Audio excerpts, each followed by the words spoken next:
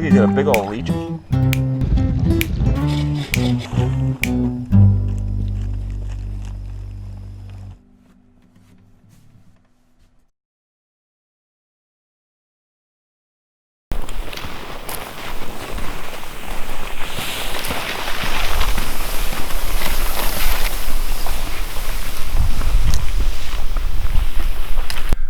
Frosty poop nuggets.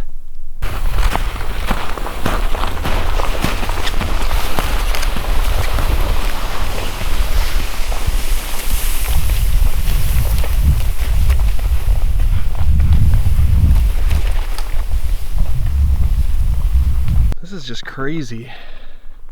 You can tell there was just a forest fire here some time ago because the rest of the forest is pretty much healthy. And yeah, this tree is just crazy.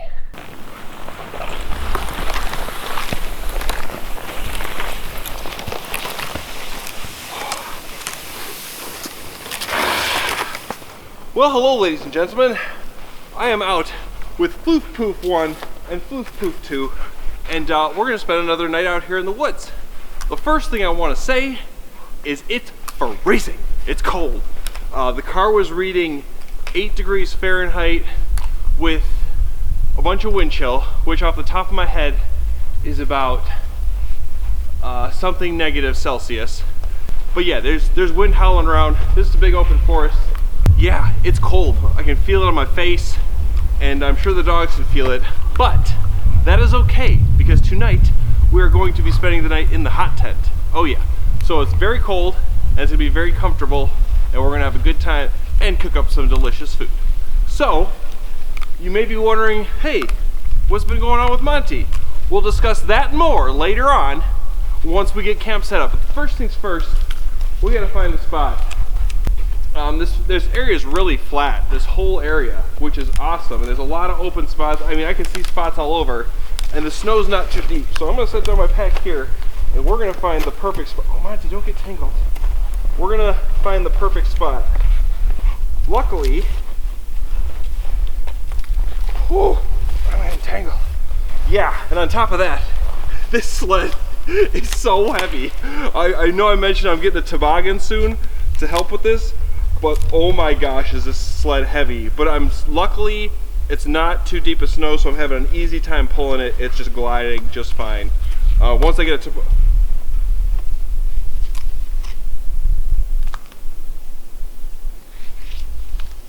What are you doing? Monty? What are you doing? Anyways, alright. Let's find a spot. Come on, boys.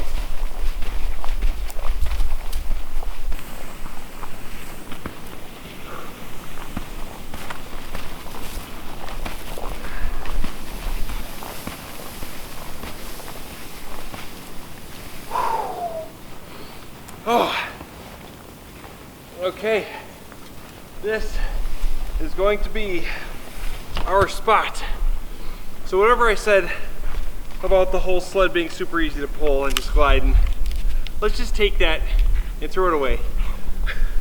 It still worked. This thing is super heavy. I actually tried to weigh it this time, and well, it was over 75 pounds because our scale only goes so high, and I tried to carry it and weigh it, and it's at minimum 75, but then it said error, so we went over the maximum poundage. And I ain't gonna tell you any of them details because I don't want to tell you how much I weigh, because I don't. You can just guess. Go ahead and guess. Maybe you'll get a thumbs up or a happy face if you guess it right. So as usual, we got a little bit of a wee late start. We went down a questionable 2-track that we probably shouldn't have went down.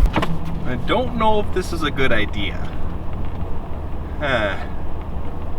Yeah, I don't know. But here we are.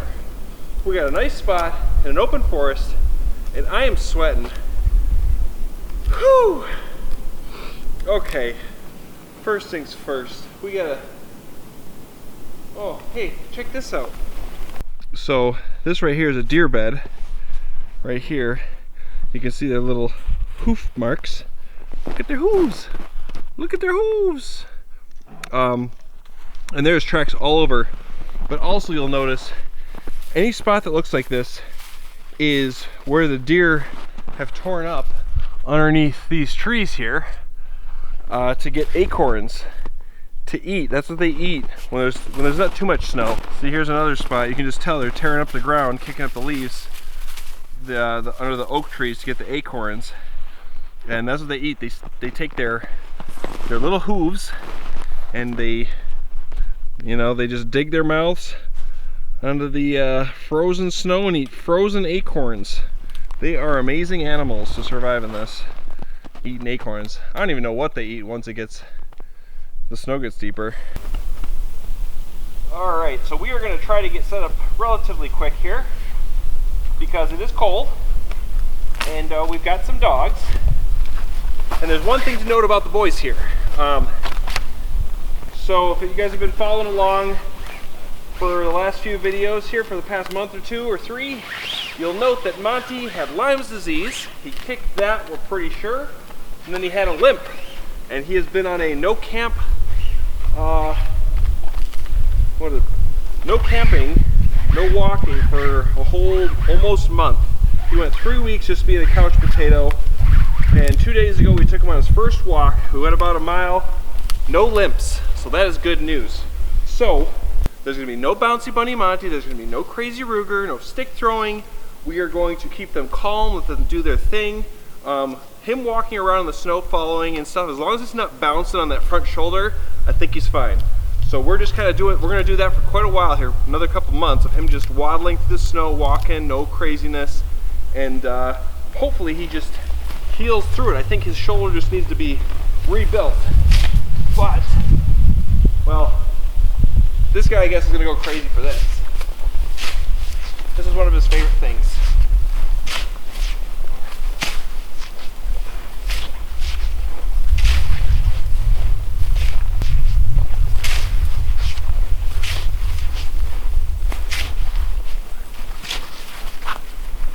You want some, Monty? Hey! Oh, no. I'm sorry. Okay. Oh, back down.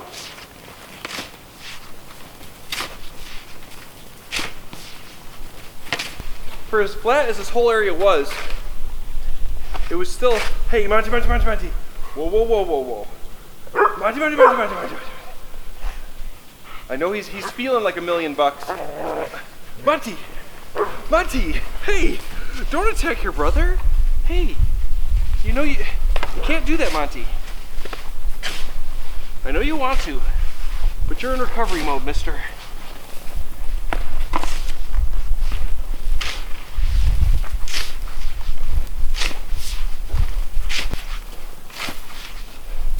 Normally, I don't know if I've ever got to set up the hot tent where you have to go down to the ground.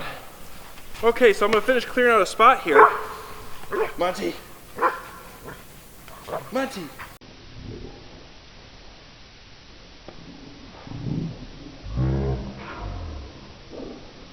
Stop it. Like I said, I'm gonna finish clearing out the spot here, and then we need to gather up to about 9 or 8 sticks for stakes about yay high, and then we're gonna set up this tent.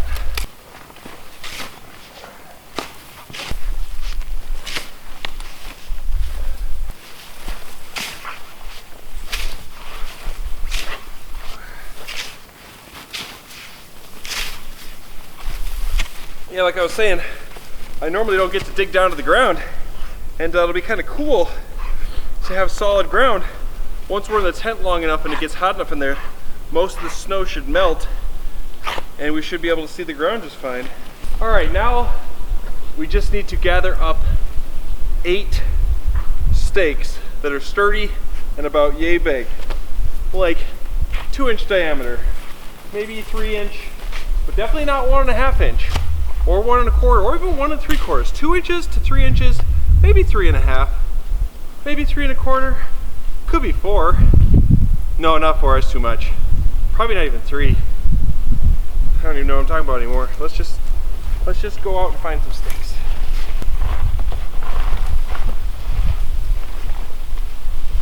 What? Alright, boys.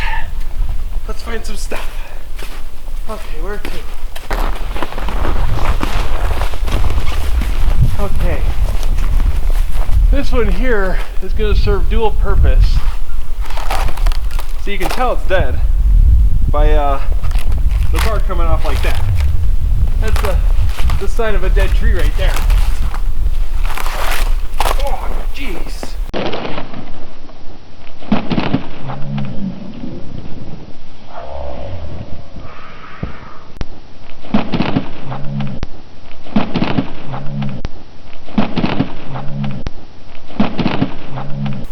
Piece of bark hit me in the face. Alright, watch out, Rooks. Watch out, Mr. Rooks. Monty's back garden camp. But Rooks will follow me with every task. Now watch out, buddy. Get back. Alright, so we're going to do a little safety hit.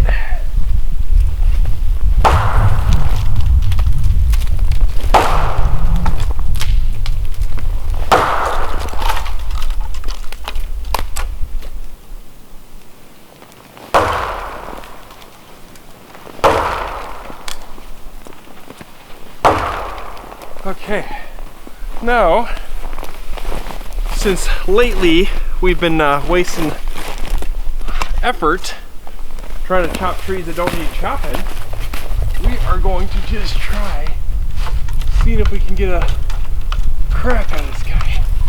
Alright, Rooks, get back, go ahead, go. Ah, he's far enough away. Let's just try this way. Oh, see? Good thing I didn't chop it. It's gonna go right here. All right, Rooks, good boy.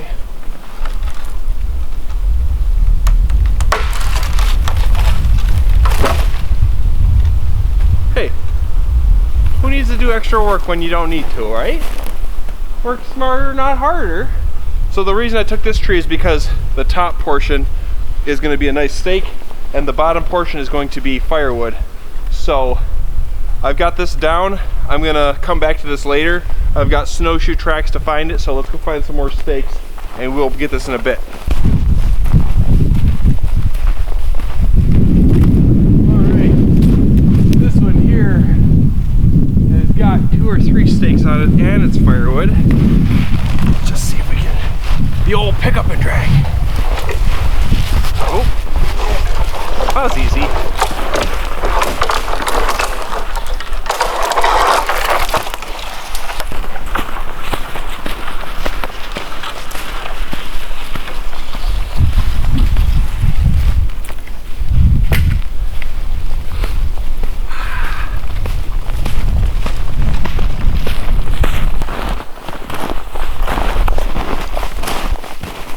Another dead layer here. There we go. Easy peasy. Don't even need my tools.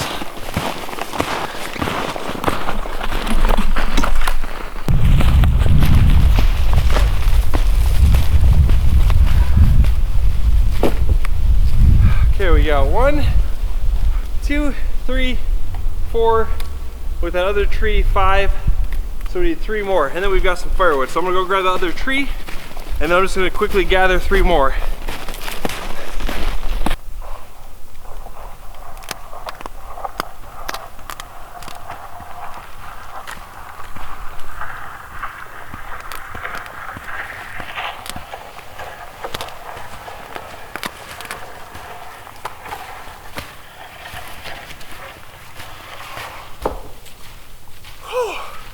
Boys, that tree was heavier than it looked. Whoa, whoa, bouncy. Whoa, whoa, whoa, whoa, whoa. Simmer down. Simmer down, mister. Jeez. You're gonna throw out your shoulder or your hip?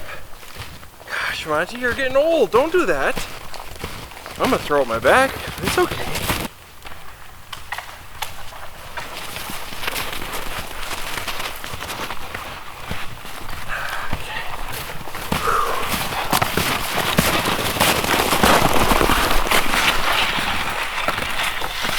Got got a whole bunch of sticks to choose from.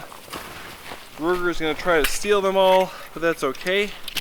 So we're gonna try something out today that I have not done before. So normally what I'll do is I'll take and cut my steaks to size, and then I will take my axe and make a point to kind of make them a nice steak. But I'm gonna try to save on some work today, and just to test it out and see if it works okay. And I'm gonna make it each steak double length, and I'm gonna snap it in half and try to make a point when I snap it, because this is nice seasoned wood. So if I can snap it just right, I won't even need to cut steaks. We're just gonna try it out just because. You know, work smarter, not harder, right?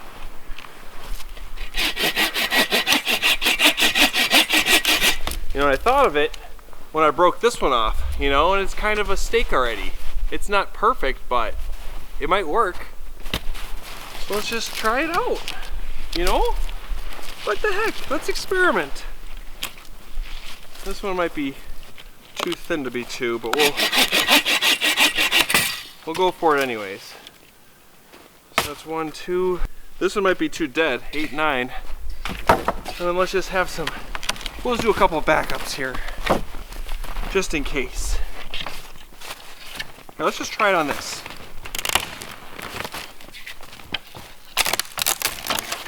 See? Hey, look at that. That kind of worked. That might work. It might make it too flimsy at the end though. So we're gonna have to snap off a little bit extra. That could work. It depends how frozen the ground is, really. Look at these little stick scavengers. No stick is safe from them molesting it with their mouths. What do they get out of this? Why do they enjoy it so much? No matter where they go, they enjoy eating a delicious stick. I just don't understand. Rugus! Rugus! We're almost getting to the point where snowshoes are necessary. Almost. Not quite yet. But we're almost there. Still not, we're almost to a foot of snow. It's still necessary for, you know, dragging a sled, but I wouldn't say it's necessary as far as travel goes. Let's try to break this guy in half here. Right here.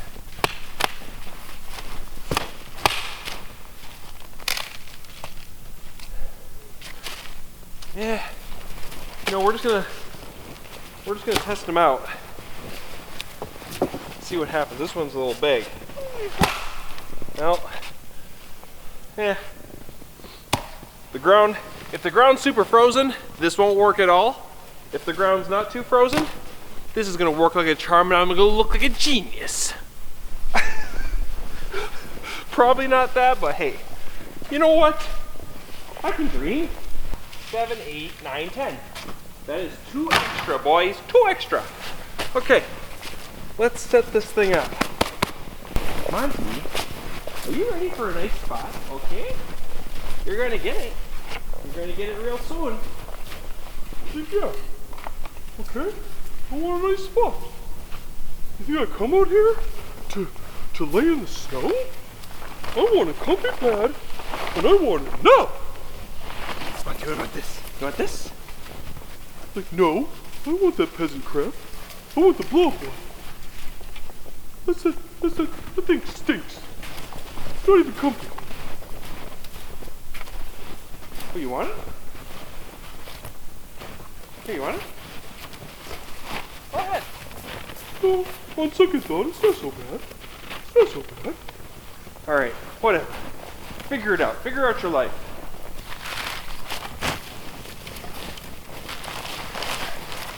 So, while I'm setting this thing up, let's discuss the whole winter camping, temperatures, dogs, comfortability, all that stuff.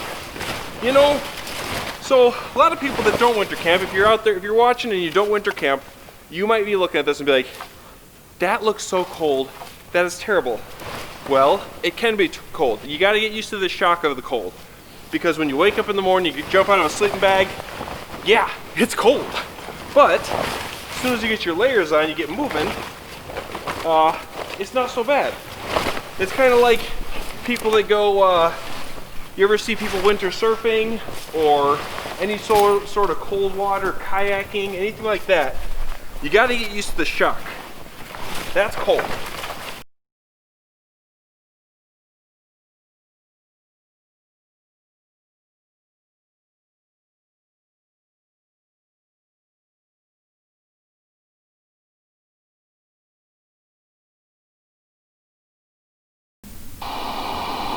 Cold outside. Now, as far as working goes, me running around right now collecting trees, logs, whatever, I like this temperature. Oh, that's another thing. I got 2 little $5 thermometers, so now I can get more accurate readings out here. I'm gonna set one up in the hot tent later and one outside. We're gonna get the temperature, but it's currently reading 6 degrees Fahrenheit.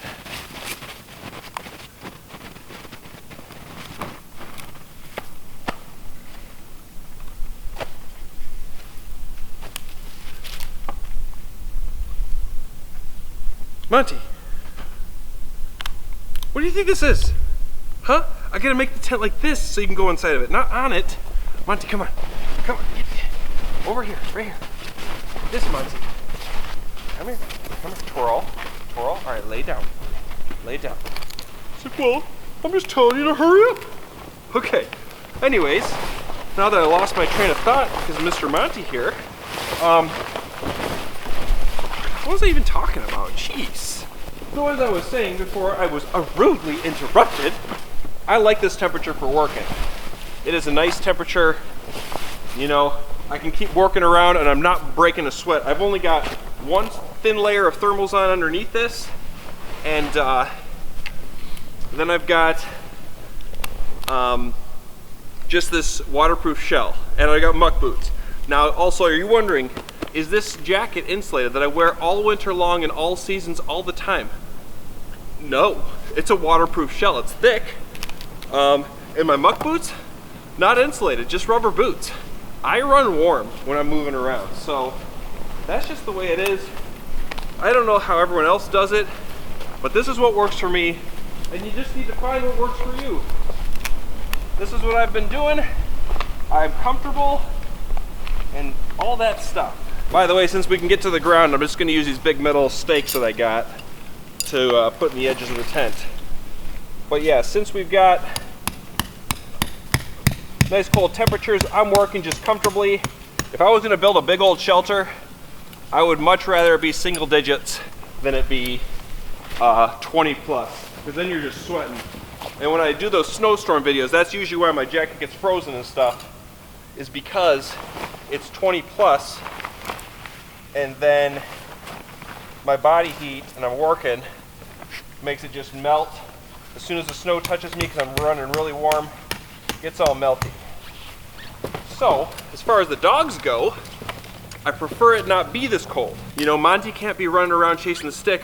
Ruger's fine, he's chasing me all over the place. But they're just sitting here for the most part. Uh-oh, Monty. All right, Monty, you gotta move. Up, up, up, up. I'm sorry to move you, pal. Come here. Come here, Monty. Oh, there.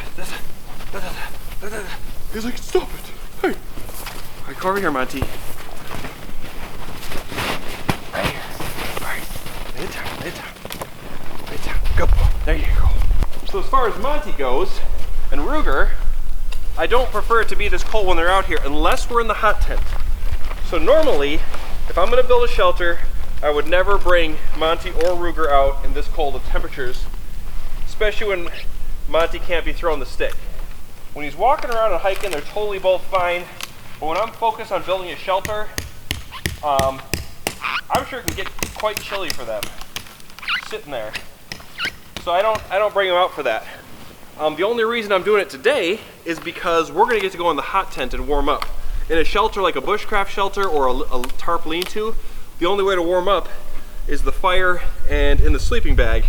You know, it's not like you can't get warmed up to, you can't get warmed up to your core that way.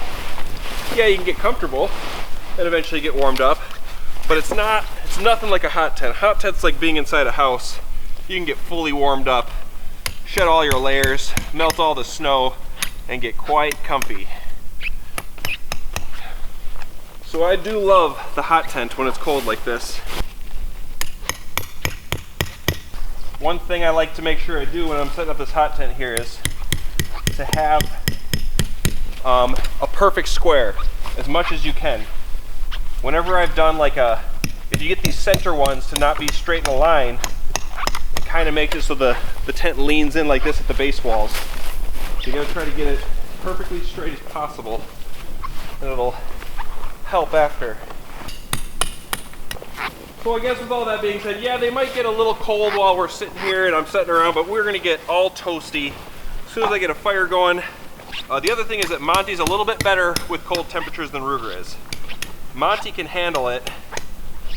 He'll tell me when he's cold, and I know he's got a thicker fur because we do all this winter camping. He's way more used to it. Ruger, on the other hand, it doesn't have quite as thick of a coat. Still got a thick coat and can handle the cold temperatures, but he will not tell me he's cold until he is super cold. We've only ever seen him tell us he's cold a few times, and he just likes to play until he drops dead. That's his, I guess, issue. Okay, let's get this center pole up. You know, I went out once or twice before using a stick to make a center pole, and that's fine. It totally is fine, it's doable. But it's so convenient having an adjustable center pole. It just makes setting up the tent that much quicker. And just, yeah. I mean, I got so many sticks here, it wouldn't be that hard of a thing to do, but I still like the adjustable because sometimes the tent settles down and you can just stretch it out that much more.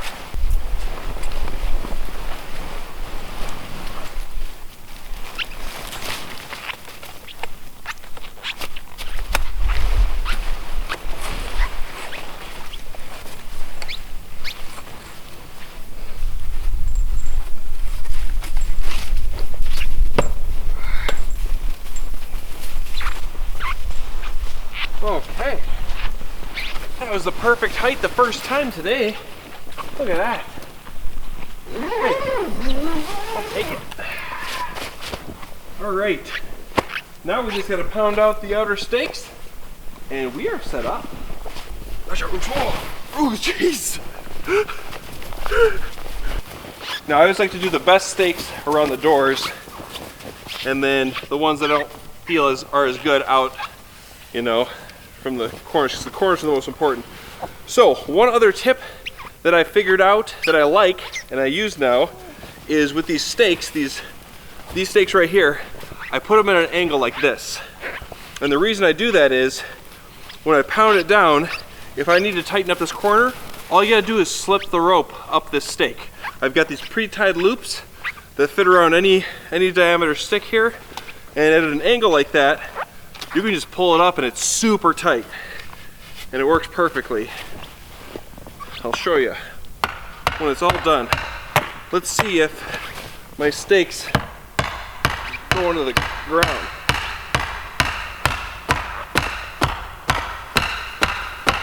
Well, this one's going in.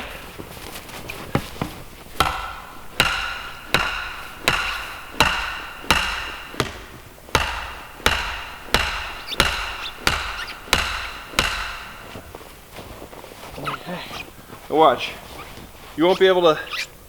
We'll show it after. We'll show it after. We'll let it be loosey-goosey for now so it can be perfect at the end.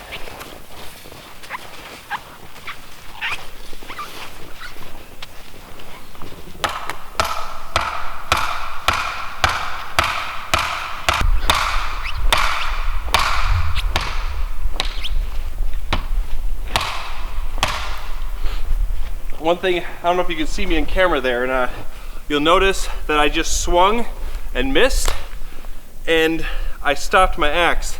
That's because even though I'm putting tons of power into these swings, I'm not just swinging loosely. I'm swinging with my hands kind of spread out so that if I miss, I can stop it.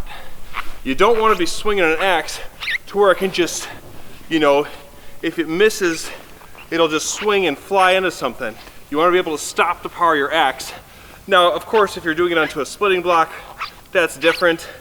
But I saw a video of somebody, I don't know where I saw it, but they took an axe, I can't remember if it was a guy or a girl, they swung as hard as they could and it hit the log and it didn't stick or split and it bounced up and clubbed him in the face with the square metal back of an axe. You don't want to be doing that. That's dangerous.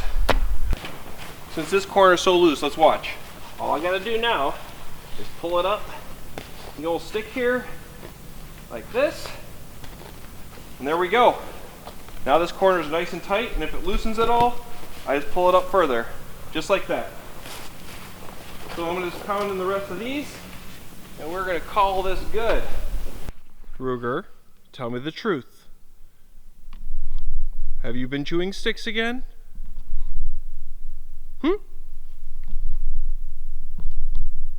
Tell me the truth. Yeah? Or no? Hey, don't look at me. I don't want nothing to do with this. Okay, for that corner right here and this one, I've had to spike the end a little bit better because it just wasn't going into the ground. It was a little too frozen.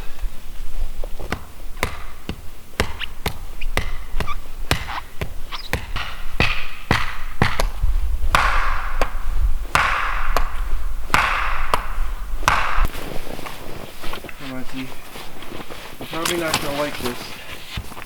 So you might want to get back.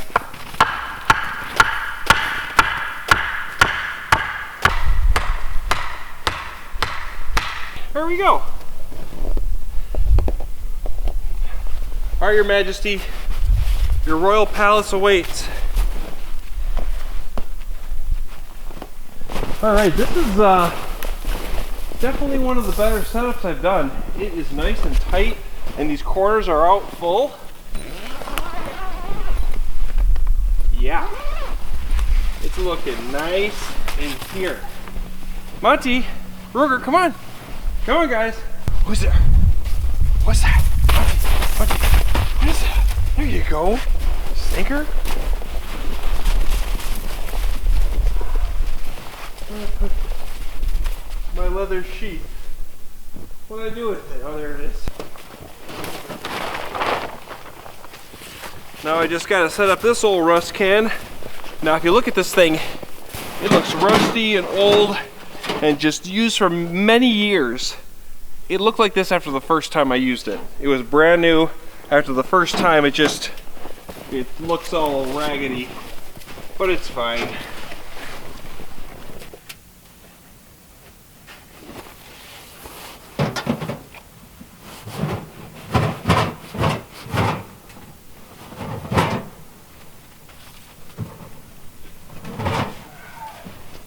What do you think about that, Monty? Okie dokes. We don't have long until the sun sets, so with this little spark arrestor of approval, we are officially set up and ready to stay the night out here. Roogs, look at you, come here, Roogs. If you ever notice Roogs lifting a paw, it's not because his paw is cold. That's just his signature move. On one of my thumbnails, I've got it. Whenever he's alert, he always goes like this. Like he'll stand there on all fours and one paw's up. And he's like looking around. So anyways, Monty is ready to just have a comfy spot. That's all he wants. He wants his comfiness out here. So we need to get some sticks, cut a little bit of firewood, and spark up a fire. So what I'm gonna do is we're gonna cut a few little pieces here and I'm gonna gather up some sticks just to get a quick fire going and get it starting to get warmed up in there. You know what I'm saying? You know what I'm saying? Yeah, let's get it warmed up in there, hey? Okay, I got a bundle of sticks here. I got a whole bunch of birch bark. Not birch bark, birch bark. So we're gonna crumple it up, get it nice and frilly. I always, you can scrape it. I just do one of those crumples, and if it's nice and dry, it'll be good. And then I just cut up some small pieces for logs. Let's see if we can get this.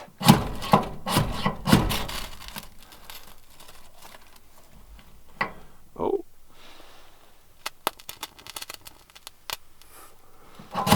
Close.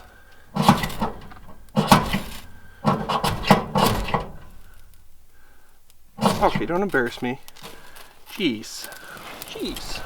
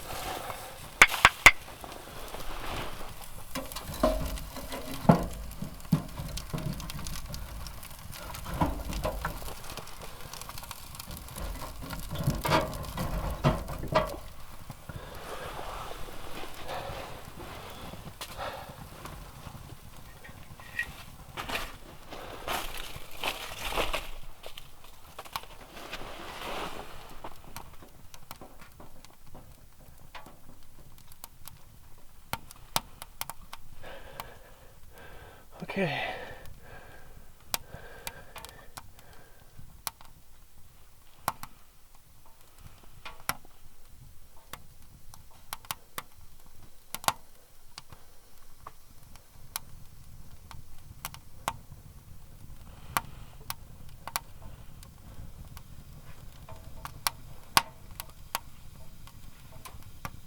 Alright, looks like it's going to stay lit. So we're just going to close this up.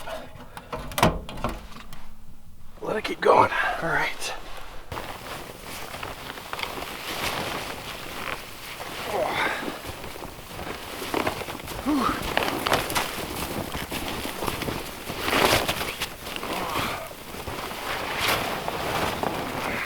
Oh no. We lost some stuff. Spoilers. No. Okay, let them see the spoilers, boys.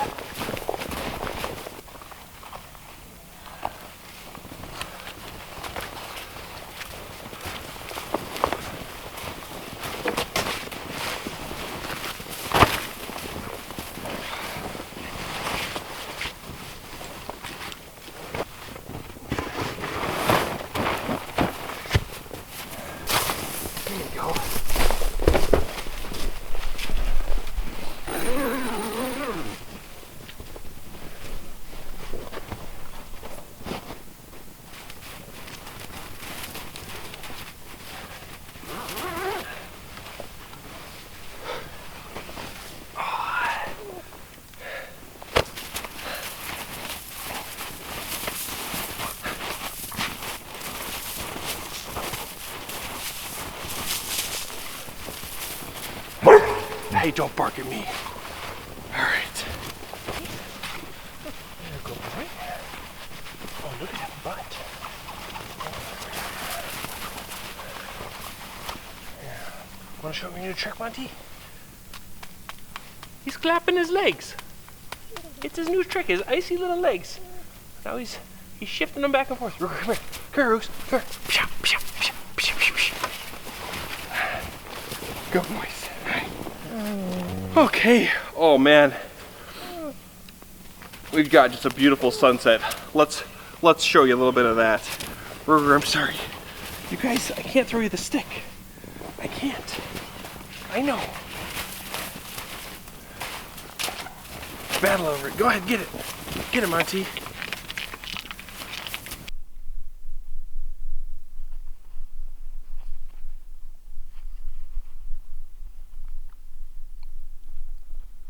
That is beautiful. The sky is just glowing.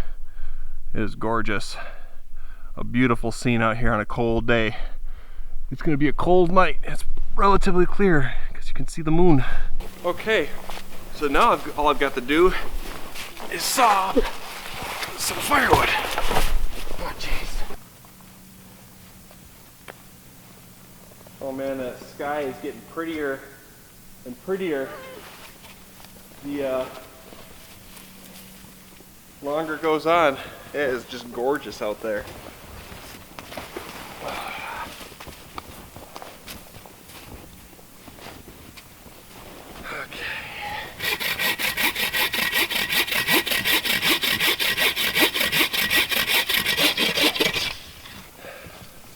Oh, now that is some solid maple.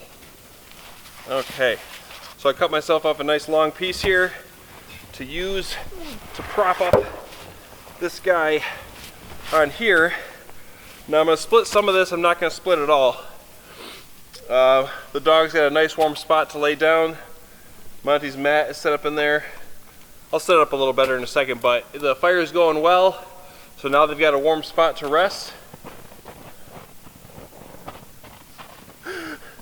Monty just went there, and the mat is laid like kind of diagonal on the side, and he went and laid right on it perfectly. He was ready for a comfy spot. I'll get him a sleeping pad blown up in a little bit here, but that's a closed cell thermal thing. So what I'm going to do is just chop up this whole couple trees here. Ruger's gonna go crazy. I would throw him the stick if Monty couldn't see me, because if I throw that stick, Monty is going to be bouncing around going crazy because they both love the stick, so just can't get crazy. So let's just chop up some firewood.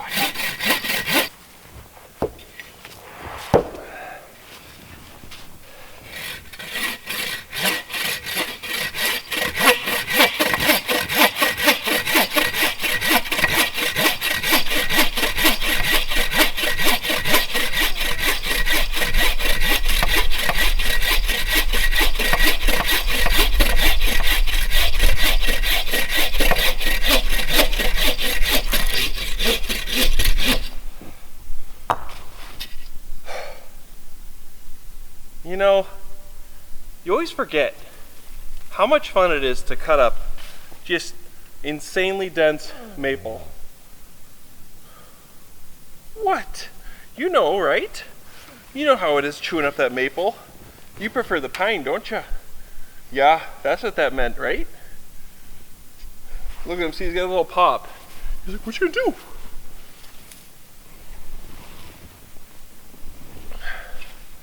I want to throw him the stick. I can't, Roogs. For the sake of the Monty, we can't do it. I'm sorry. Oh, you know, when you're looking at this whole tree that I dragged over, it's just like, oh, the journey I got to get from here to there. And that's the other thing.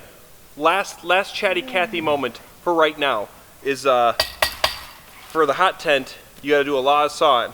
You gotta have nice little uniform little pieces. I'll split some of this up, but man.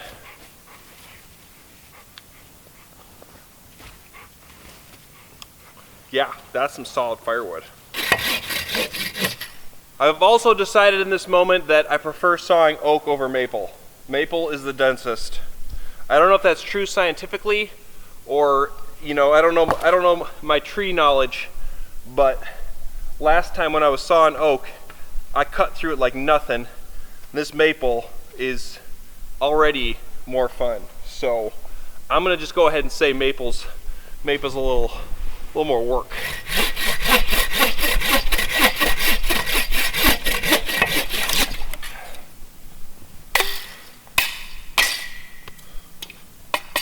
Still solid.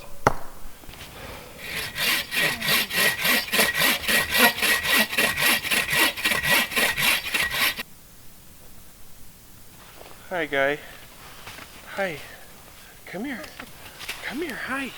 Come here. Come here. Hi. Hi. I know you want. Come here. Oh, what you doing? Come here. Come here. Oh. Come here. Hey, don't bark at me. Hey, don't bark at me. Come here. What are you doing? Oh, okay. What is it?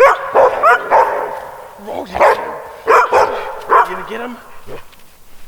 Oh, look at that sky. Holy crap.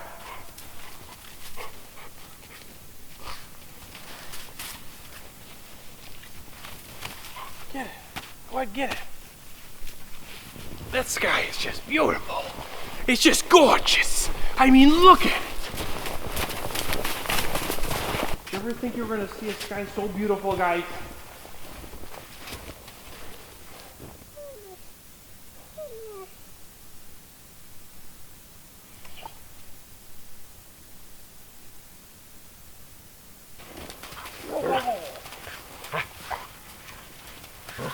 Hey.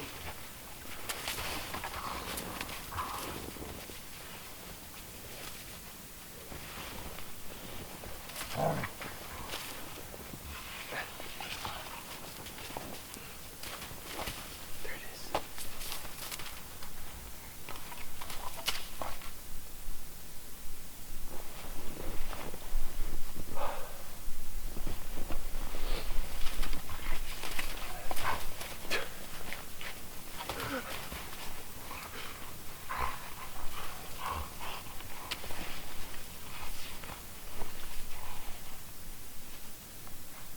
Look at how poofy this guy is. Oh, I forgot to mention, Monty and Ruger are both freshly bathed, freshly bathed, and groomed out. Funk did a tremendous job. She bathed them. They smell just wonderful. She brushed out a bunch of their fur, and that actually helps them stay warmer. Because now their fur's all like, instead of it being matted and like clumped together, it's like doing its job, fluffed out. I mean, look at how fluffy this booty is right here. Look at this thing. I mean, if that's not just a floof boot, I don't know what is.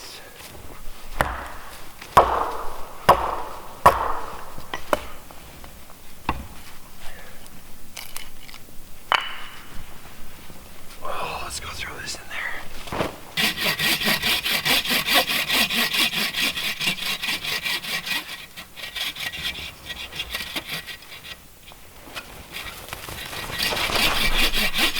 He didn't even notice. I just got away with the crime.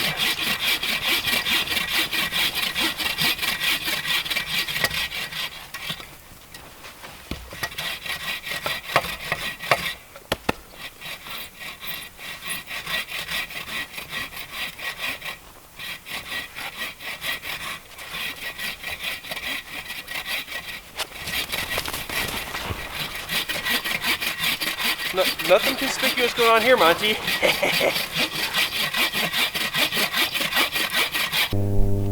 Where is he? I hear him. I don't see him.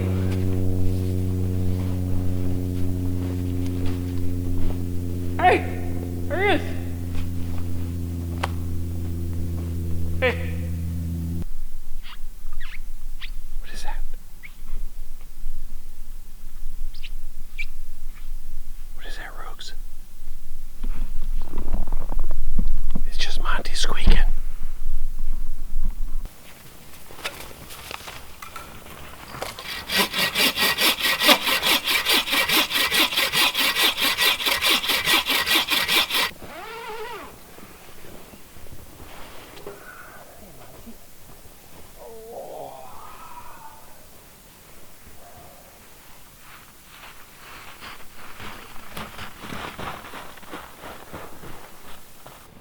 Monty's sawing logs as I'm sawing logs.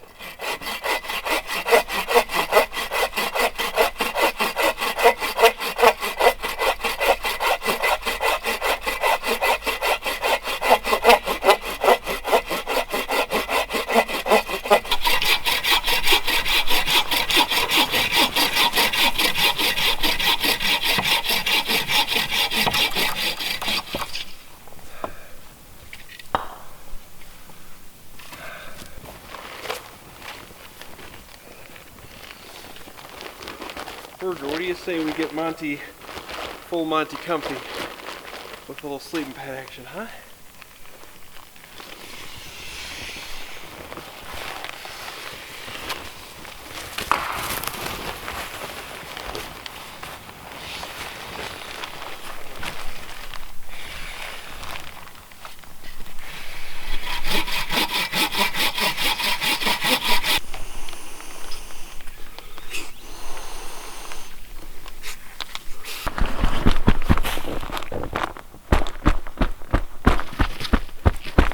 Oh, Monty, I'm sorry. That's the battle call, Monty. We can't do battle. I'm just, you know.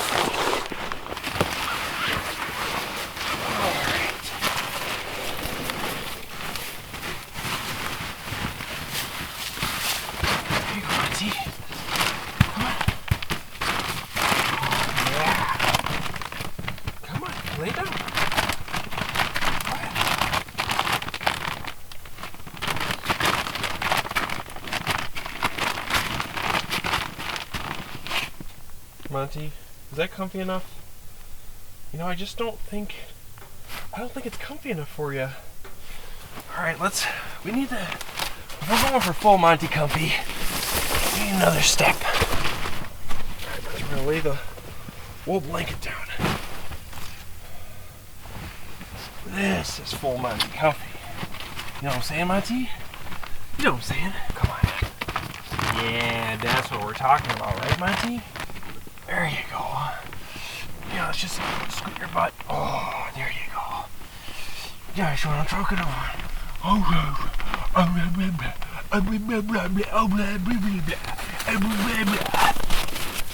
Ruger.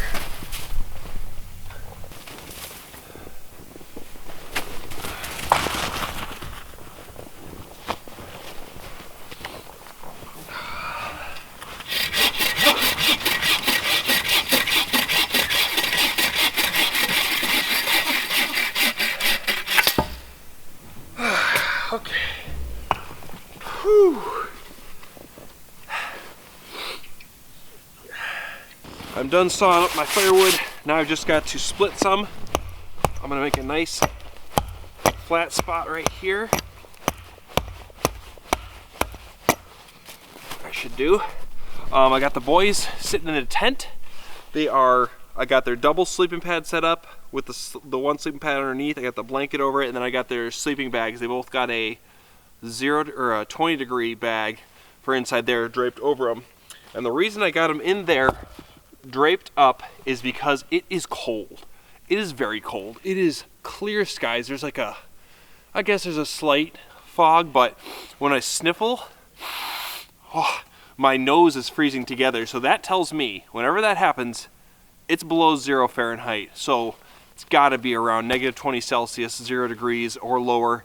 I don't know. I've got my other thermometer set up about 50 feet away. When I'm done splitting this, we are going to check that. But I also put snow all around the edges. I made sure there's no gaps for no drafts because it's going to be cold tonight. And if that thing does not stay below 0, it's broken. It's cold. It has to be. But yeah, I'm going to split some wood here because one rule of thumb I always go with in a hot tent, especially a freezing cold night like tonight, is I always want to be able to get the fire ripping and hot. So while I could leave all these pieces like this and burn these, if I doze off for too long and I have just barely any coals or I need to start a fire quick, I need to have nice dry split pieces, nice kindling, to be able to just start a fire right away because it is cold. Oh yeah. We're gonna do some halvesies and some into quarters.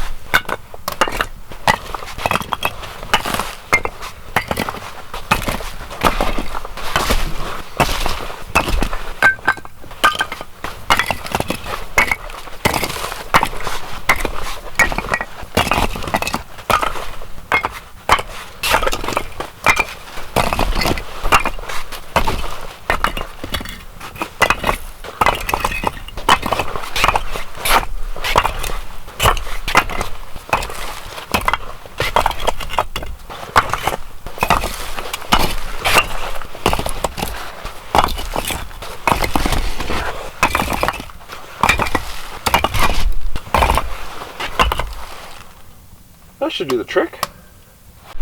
Okay, before we settle in for the night, I got all my firewood in there and everything. We need to check the temperature. Let's see what this thing reads.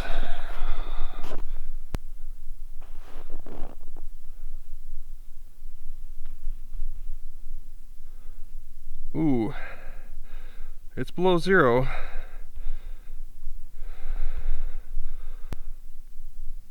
It is reading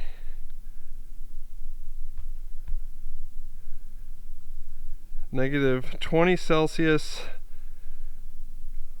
Looks like negative. I'm too shaky looking through the camera. It's like -5.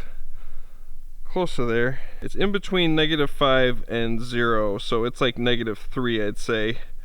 And -20 Celsius, aka it's cold. I'm glad my little nostril test tells me that it's it's at least below 0. Oh man, I wonder what it's going to be like in the morning. It's always coldest at like 6 a.m., 7 a.m. So we'll check it again around that time and see what it's reading. Whew. Oh, hey, the boys. Hi, puppies. Hi. No, you stay there. You don't get excited. Not yet. All right, let's check the temperature here. Ooh, it is not that hot in here, but I was just actually doing the firewood, so it's just below freezing right now. What is this?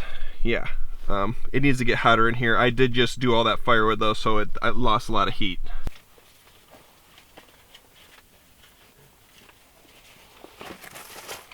We are in the tent for the evening. I got everything I need inside here, and I am about to sit down and rest my back for the first time tonight. Okay, boys, are you ready? Because I sure am. Oh. Let's just take it. Oh, yeah. Oh, yeah. Hey, it's not so bad in here. What do you guys think? You know, I smell something, and if you just give it to me, life would be better. Monty, you dozing off? What do you got goopies in your eye, Monty? Monty, you want an eye massage? Eye massage? Alright. The reason that they are alert is because I had a little something warming up for them. Oh, is this what you guys think it is? I think you think we think. That is correct. It is a couple of raw venison bones. Here you go, Roogs. We can just wash your blanket at home later. And there you go, Mr. Monty. Enjoy, boys. Go ahead. Yeah. No, that's yours, Roogs. Yeah, good boy. Now that'll keep them happy and busy for quite a while. Prediction, which I know is going to be true. Ruger's going to eat that entire thing. Monty will just eat off all the delicious parts. And then what we'll end up doing is boiling the bone with their dinner, and then getting the bone marrow out of Monty's, and then we'll give Monty most of the bone marrow that comes out because Ruger's going to already eat his.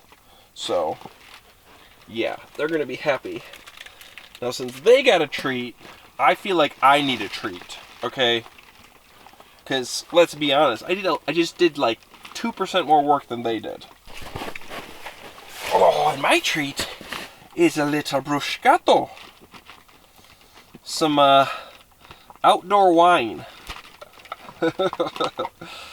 Ooh, it feels a little cold. It's been sitting.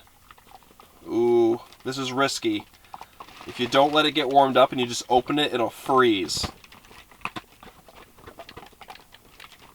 Ooh.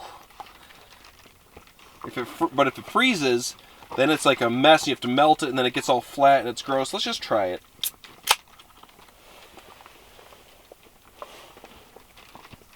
Mmm. Oh, that's cold. Oh, that's cold. That's on the verge. That is the definition of ice cold. Because that feels like it's below freezing. Okay, we are at 7:40. So the sun set about 2 hours ago. I think we got more than enough firewood, and that's all super solid. There's not a single punky log in there. There might be like one that has like 5% punkiness. And when I say punky, I mean like rotten but dry. So it's not wet and rotten, it's dry rotten and punky. It's just punky. That's what it is. So we should have more than enough. And yeah, I'm going to want to keep it ripping all night. I think we need more already. I'm going to keep this fire hot while we're awake.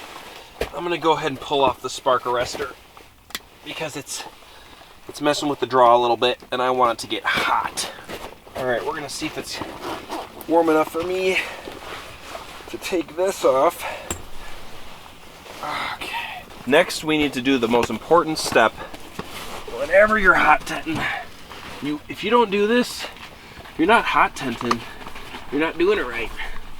And that, of course, is hot tent Crocs. Yeah, yeah, yeah. You gotta have the hot tent Crocs. Oh. Kick off the old muckies and slip on my Princess Cinderella's slipper of comfort and joy.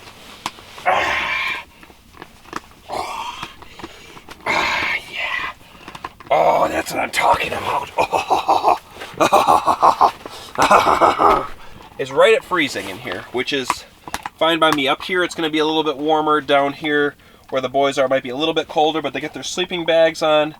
They got a wool blanket. There's absolutely no wind.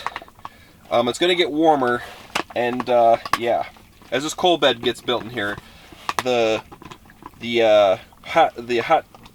stove will actually start glowing red, and that's when it's really hot in here. It'll get warmer.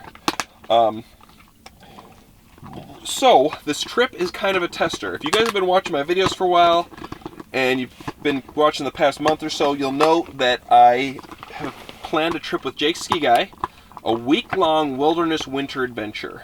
And it looks like it's a 99.9% chance of happening. It's happening. Only if tragedy or just something crazy comes up will it fall through. It will take something weird. It's going to be me, Jake Ski Guy, and his friend. I think his name is Ken. But Monty's not coming because Monty's had that limp. We're going to be putting on a lot of miles, and it could be very cold, and I just don't want him out there. I would love to have him out there, don't get me wrong, and I know you guys would love to see him out there, but it would not be safe or smart, because if something happens with his limp and he starts limping and we're out 10-20 miles, that is just not good. And on top of that, I can bring less gear, because you see that sled was insanely heavy because I got stuff for both these. I got 2 extra sleeping bags, 2 sleeping pads extra, their food, and on top of that, I have never camped that long in the winter, and well, I'll let you just guess. Am I going to eat dehydrated meals the whole time, or am I going to eat deliciously and cook a fat meal every night? I won't give any spoilers, okay? But you be the judge.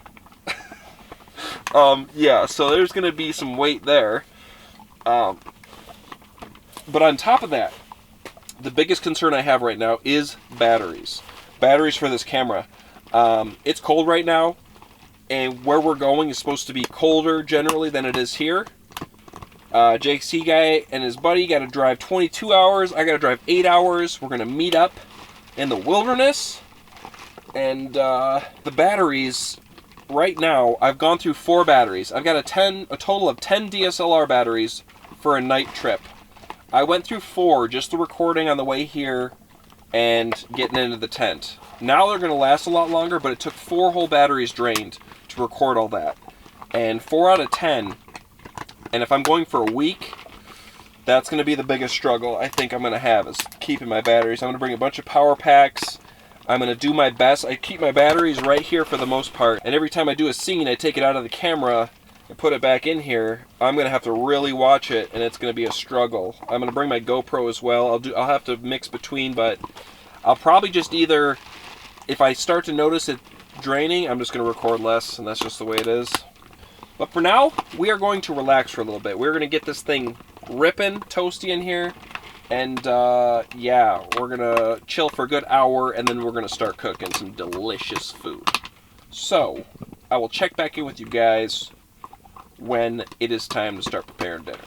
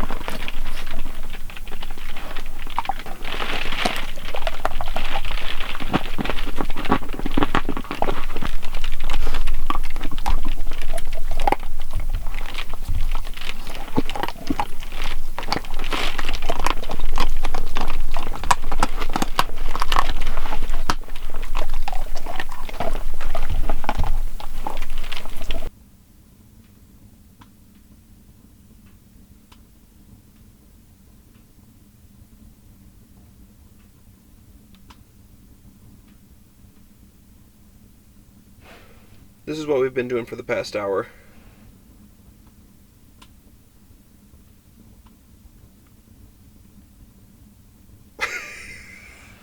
I'm just kidding. The camera's doing the thing. So you're going to notice on the video, there's lines going, black lines. And that's because I'm not using the light on the camera, I'm using my lantern. My black diamond Moji, it's the big one. No, but they finished up their bones. Monty's got this. He cleaned off the outside.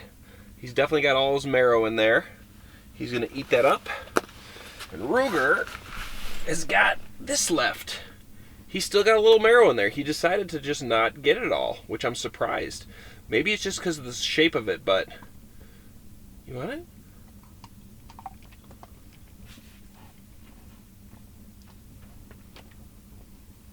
Well... Maybe he realizes that it's there again. It's time to start making dinner. We probably could have made dinner earlier, and I'm hungry as can be. So what we are making for dinner tonight in the hot tent is a freshly made fettuccine alfredo, chicken fettuccine alfredo, with a nice French baguette. Oh yeah, one of my favorite creamy, delicious pasta dishes. I made this one a couple times before. I'll make it a couple more times in the future. One of my favorite dishes, and we're gonna eat it. You know, I realize I'm a pasta guy. I love a creamy pasta. I just love pasta. Pasta's always my favorite. So yeah, we're gonna get prepared. There's not too much to prepare at all, really. Not too much indeed. But it's definitely getting toasty in here. I can almost take these off. The boys probably don't even need those anymore. We could probably... Let's check the temperature. What do we got for temperature? Oh my gosh, it is 60 degrees. 60 degrees, boys? Oh, 60 degrees Fahrenheit. Or, let's see. It's 60 degrees, 62 Fahrenheit, or 17 degrees Celsius. That's what it is in here. It is hot, is what I'm trying to say. You're not going to get to eat the bone shards, but you're going to still get your treat, Mr. Overbite King. Okay, so, oh, geez, I need to turn down this heat. We gotta turn down the heat. It's getting too hot. It's getting too hot. You know, if I was outside under a tarp or a bushcraft shelter, even with a ripping hot fire, it'd still be chilly. With all my layers on next to a fire, it'd be chilly. But this is the temperatures I like to bring out the hot tent when it's freezing. I mean, I've done it before. I've definitely camped under a tarp or under the stars in this temperature. I've done it definitely in a few videos. Even when I went out with Monty, we did that car camp earlier this winter, and we woke up, it was -4. Yeah, that was about this cold. This is probably a little bit colder than that, but I definitely, when me and Jake Ski Guy did our questionable little, the stupidest adventure we've ever done is what we're going to call it. We went and paddled on an island with moving ice, and it was about this cold, if not colder, and the ice had shifted by the morning, and we had to break through like thick skim ice, and luckily, yes, we were lucky because the ice that moved to block us made an opening, and I mean, if this ice wasn't moving, we would have been trapped, because the moving ice broke it apart and made it so that the skim ice was only so thick, because it was freezing. If it would have just been standstill, no moving ice, it would have frozen up, or we could not paddle. But yeah, that was so dumb. Yeah, that was a fun one. Anywho, let's prepare some dinner. Oh yeah. Okay, the first thing I want to mention is my new way of packing things. So, a while back I was sent this Tupperware by a subscriber.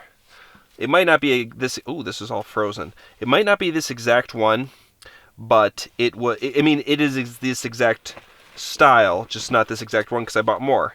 Anyways, I used to always use tons of Ziploc bags, and I know I'm using a couple here, but that's only because the other stuff hasn't come.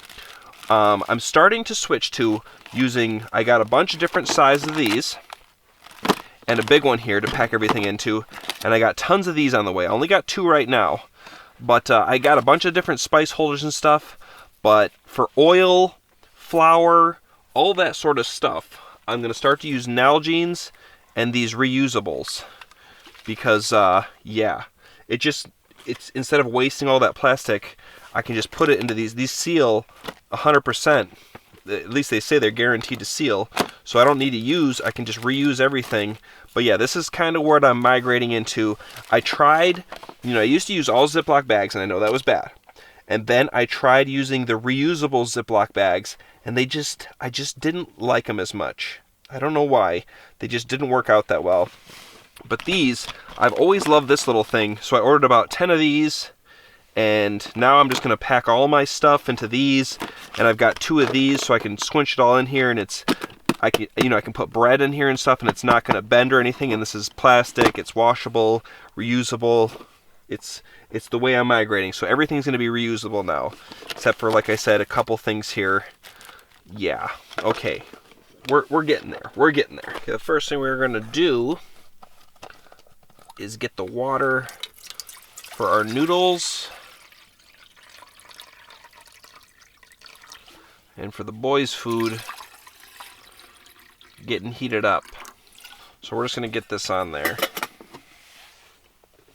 Monty's yummy, oop, not that leaf, just the bone. Oh, that's barely going to fit. It's okay, I'll flip it. We'll boil that. Ruger, oh, nope, looks like Ruger ate all of his. Oh yeah, Ruger ate the rest of it, so this is it. Oh no. Oh my gosh. Oh no. The deer are going to be coming after us tonight. We got an acorn. Oh no. Oh jeez. Okay, the first thing we've got to prepare is some garlic. I'm going to crush it with my thick thumbs. I always crush it because it makes it easier to peel. Okay, I like extra garlic.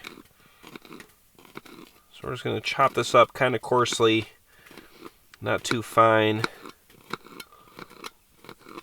It's going to be fine with how fine we chop it. Okay, I'm going to add this to my pot. Okay, then I've only got a couple more things to prepare, really. The boy's sweet potato, of course.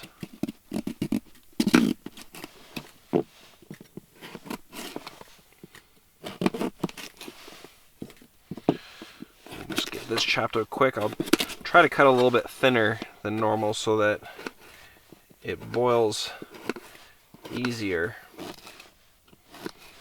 Okay, add this to the boy's pot. Okay, then the last thing for me to really prepare is some frozen parsley. And we're going to roughly chop it. Ooh, it's really frozen right here. The rest of it's not too frozen. Alright, we're going to leave that. And then it is time to get cooking. So, quick little fun fact is I found... Ooh, that water's getting hot. I found Ruger's bone. And where was it? Was under Mr. Monty's paw, hidden. He had stolen it from Ruger for once. The tables have turned, and it wasn't Ruger stealing from Monty. It was Monty stealing from Ruger, and he had it hidden. So, it's still got a chunk of marrow in there. So we'll cook that up. But before we cook up any of the sauce or anything like that, we gotta cook up our chicken. And since we're not over an open fire, we are going to pan sear it as best we can. So I've got a little olive oil here.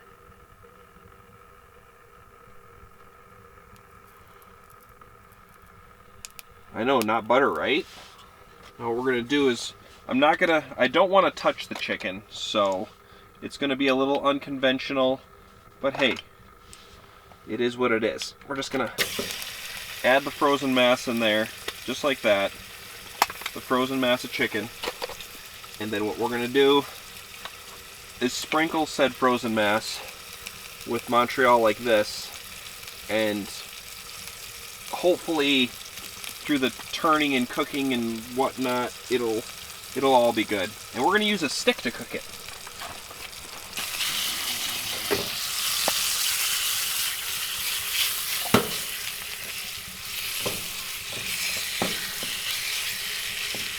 There we go. Now we don't have to mess with our spatula.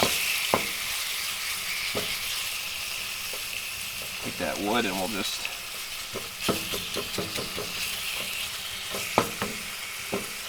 You know, we probably should have done this with the stick before I put the Montreal in there, but hey, you know, you live and you learn.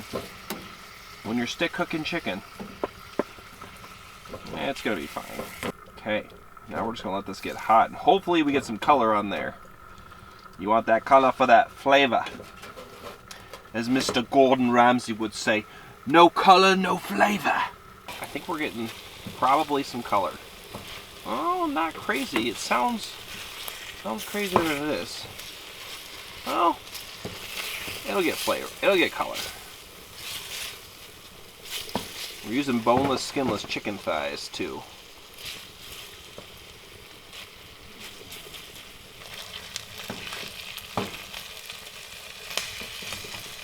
Ooh, we lost a little... It's sticking a little bit. Now, this isn't being cooked... Oh yeah. And if I was cooking this at home, I would definitely do it a little differently. Well, same way, but the pan wouldn't... I think we're going to lose a little bit on the color because it's such a hot little cook here. We might not get the flavor or the color we're looking for.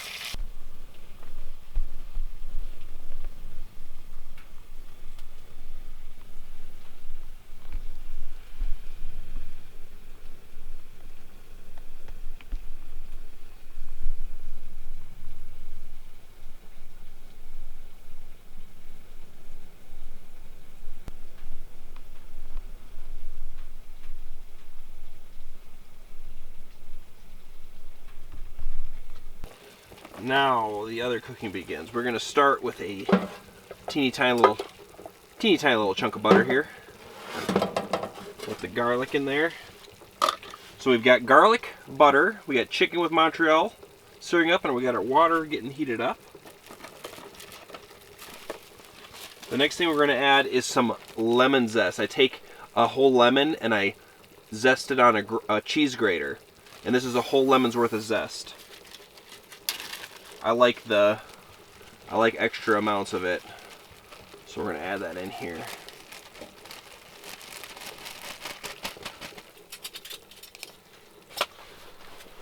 Okay.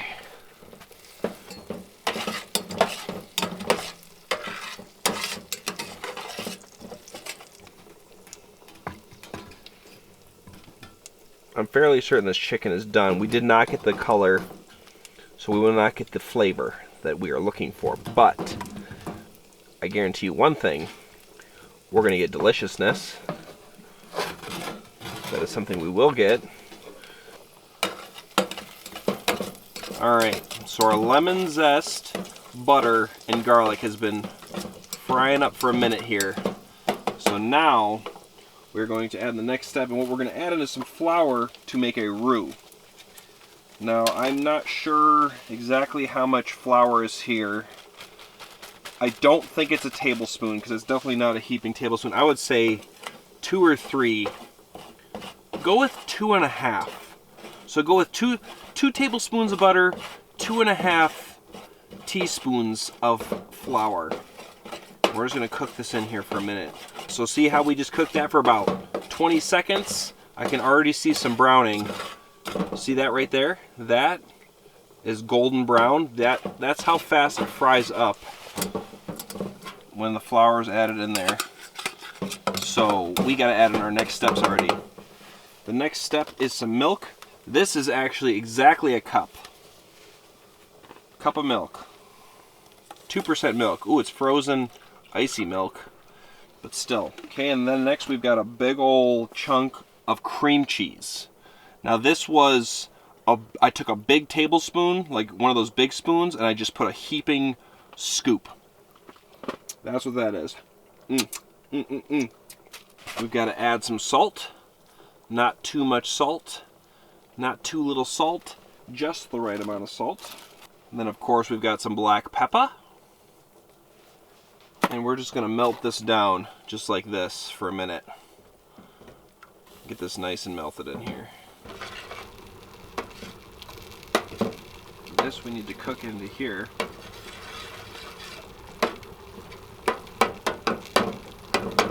See if the boys mangled mush is actually mangling. Oh, it's okay. It's mangling a little. Alright, respectable.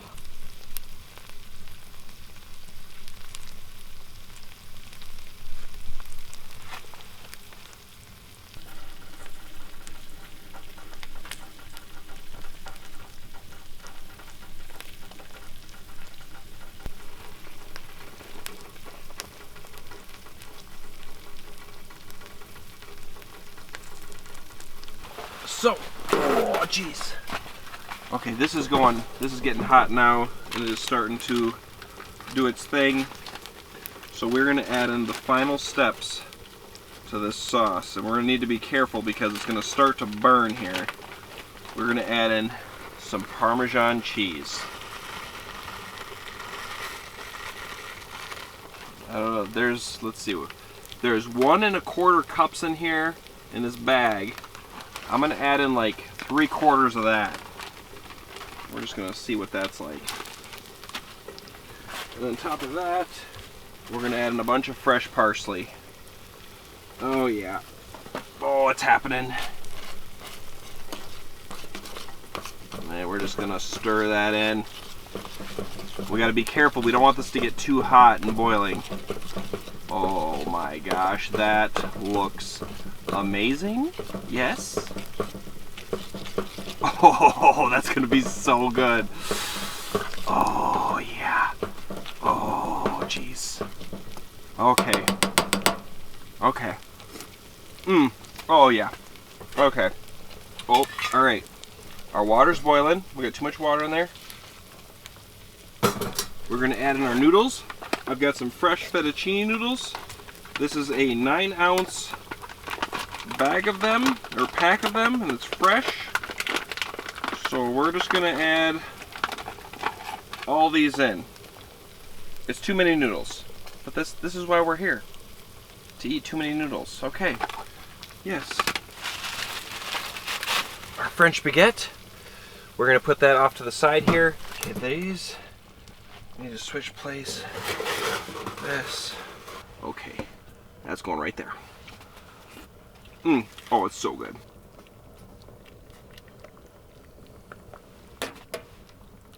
All right, as soon as these noodles are cooked, we are done.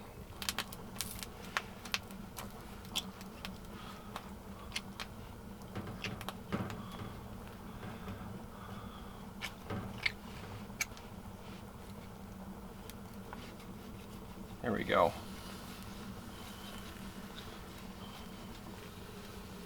Oh geez. Okay, let's test these noodles.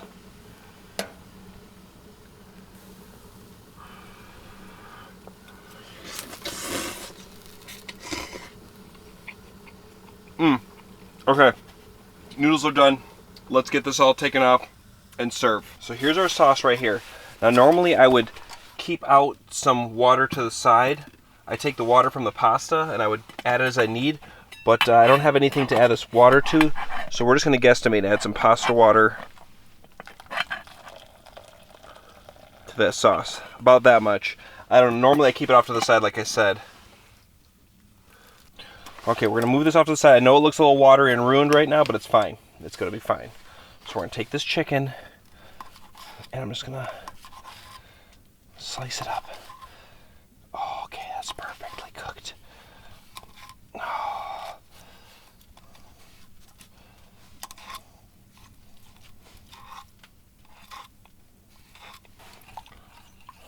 We're going to do one of these. We're going to add in all our noodles.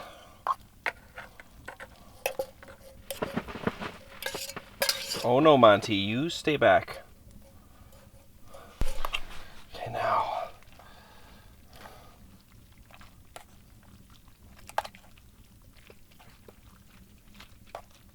I might add a little bit too much water, but that's okay. Actually, no. Oh, yeah. Okay, nope, it wasn't too much water. It was like about perfect, because that is going to be just a delicious, oh my gosh, creamy fettuccine Alfredo. Extra soupy. Oh my gosh. Let's add our chicken. Right there. And then of course, a little fresh parsley garnish around the side, and a little extra Parmesan right on top. Oh yeah. And to finish the whole thing off, a nice French baguette, fire roasted and toasted. Oh yeah. Let's eat. Oh, I'm so excited. Oh. That ordeal between what I just showed you on the food and now took a few minutes, was a little stressful. I had to bend over a bunch. It was terrible. I won't even talk about it anymore. Brewski number 2ski, by the way. And I spilled both beers. Knocked them over. Look at these boys. The attention they're giving me. It makes me feel wanted. It makes me feel like you actually love me so much that you could just not function without me. But the drool from Monty and the look at his bowl just told me that that's really what he's after. Look at the drool coming from his mouth right now. That's disgusting. See how Ruger's not drooling like that? Okay, I can't tease you guys anymore. I divvied it up as best I could. They got some kibble in there, sweet potato, the bone marrow. I tried to give Monty more bone marrow.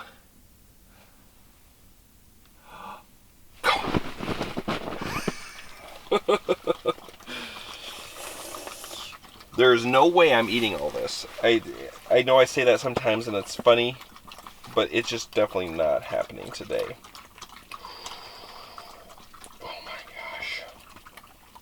Oh, let's just...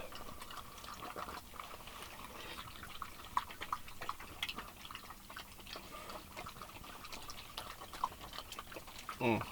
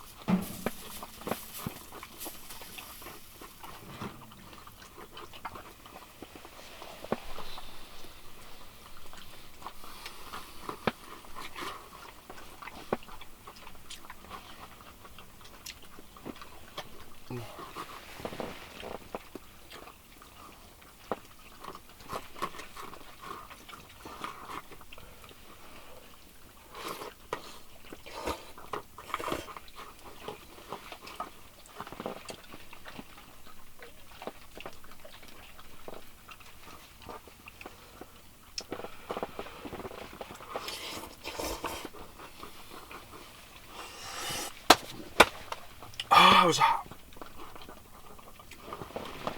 Ah! Oh, my bread. Oh, it burned instantly. No, I just wanted a little more toasty.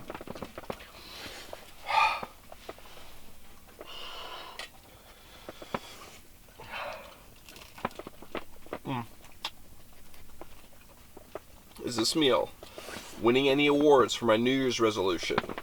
No. Mm-mm. Is this meal winning any awards for my soul?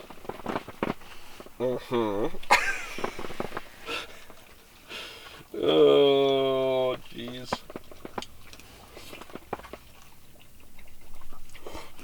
I actually added the perfect amount of water, too.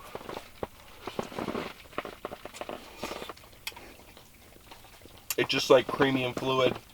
The whole reason you add the water is so that the noodles are still, you know, you can pull them up and they're not just clumped together. Because if you didn't add that water, it would just be like a sticky, cheesy mess.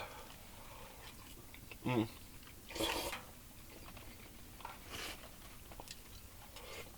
Oh, Monty's looking at me. He needs help.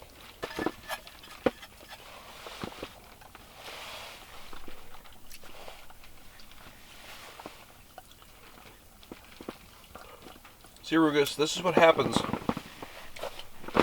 when you eat too fast. I love when they take their little paw and it's like...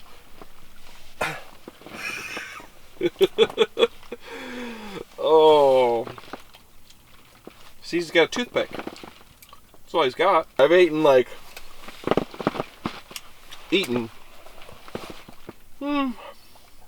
don't know, a third to half.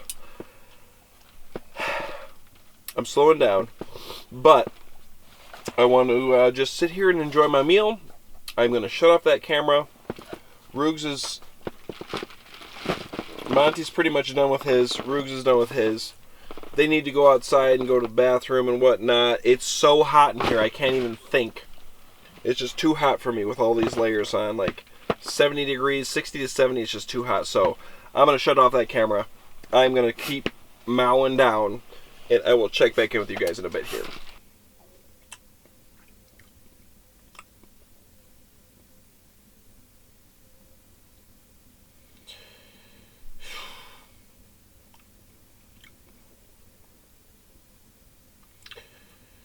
Things have calmed down in the tent.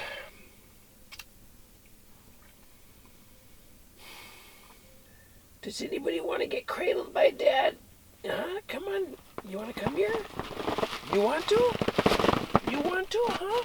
Okay, come over here. Over here. Over here, Rooks. What's that over there? I gotcha. I gotcha.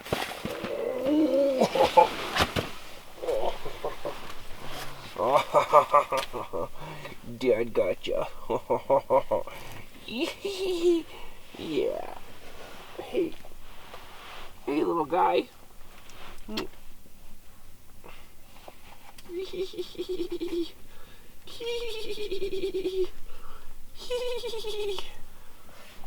at your little paws.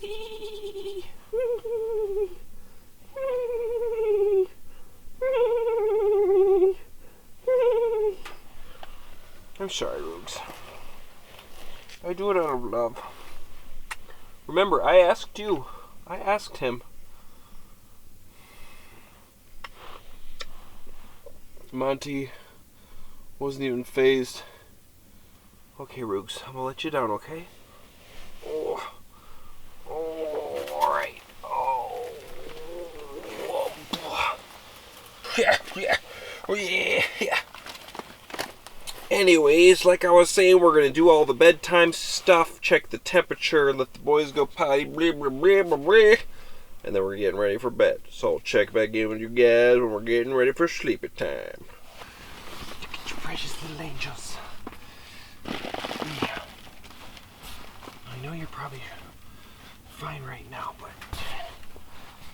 once this back wall will get chilly. Okay? Yeah. That's right, you precious little angels. Oh, yes. Look at you. Okay. There's a good boy. Yeah. There's a good boy. You too, Luke. There's a good boy. Yeah. We're the best boys. Yeah. Okay. We're all sleepy, right? We're all sleepy. Okay. We've got the fire going pretty warm for the last time for an hour or so. I'll wake up every hour-ish. What I do when I sleep in the hot tent, the reason I can keep it warm in here and have the boys out of sleeping bags and whenever I go with Jake or anybody is I take my bag here and I just put on my liners and then I just drape my bag over me. Not on, because I'd get too warm. So as soon as I start to feel cold, I wake up and then I put more wood in the fire. And that's kind of how I keep myself from passing out for too long. Every once in a while I get real comfortable and wake up and the fire's very close to going out to where I need to use kindling and stuff, but it's rare. Normally I'm pretty good about it. It's usually the first doze off that's the biggest hurdle. Because I'm pretty exhausted like I am now. But check the temperature. I let the boys go out for one last time. It was reading -6 Fahrenheit. So the Celsius, it still looked like it was right around -20. I'm not sure if earlier it was less than -20. It's close to there. The Celsius is different. It's a smaller scale. So it's less fine-tuned. So it was, before it was probably more like -17 Celsius, and now it's like -20, 21, I don't know. It's still right at the same spot. But these guys are tired. They're cozied in. They're ready for bed. I'm about to strip down my crap and pass out. So I'll catch you guys in the morning. Good night, everybody. Apparently, Monty's going to be licking a wool blanket for 8 hours again.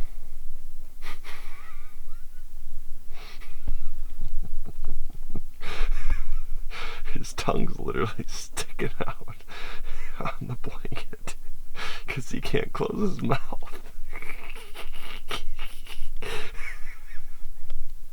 Oh my gosh. Oh, he must really like the taste of that blanket.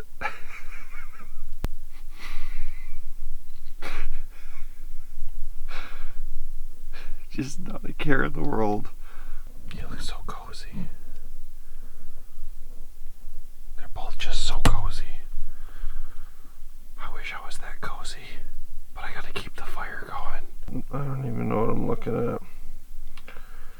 At least he's got his tongue in his mouth. I mean, those are teeth, right? I mean, that middle one, I just can't tell what teeth is what. Like, are those top teeth or bottom teeth meeting top teeth, or like just,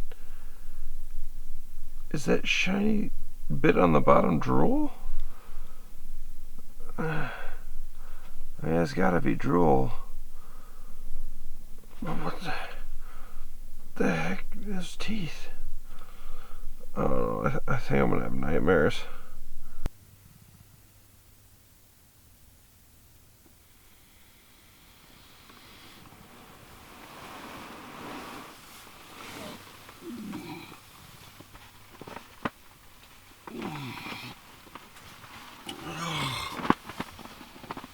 Good morning.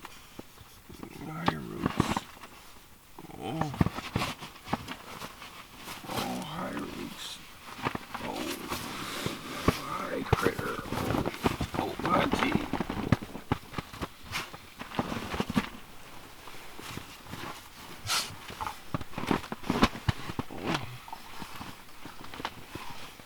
Do we make it? Roots? I'm scared of you popping the sleeping pad, Roots. We all know what happened last time you got too excited in the hot tent.